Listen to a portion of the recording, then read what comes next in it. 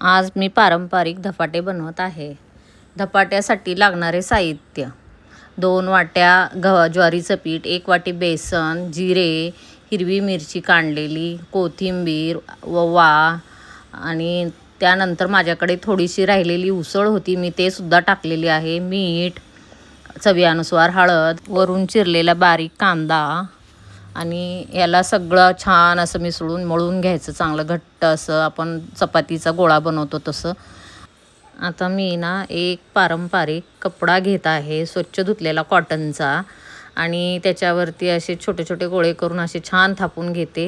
ह्याच्यावर धपाटे असे थापल्यानंतर खायला खूपच छान लागतात आणि ह्याची टेस्ट तर वेगळीच लागते। असे कपड्यावर धपाटे बनवण्याची जी पद्धत आहे खूपच छान आहे। माझी आई आजी असेच बनवायच्या, त्यामुळे मला असे धपाटे, माझ्या मुलींनाही खूप आवडतात असे धपाटे बनवलेले।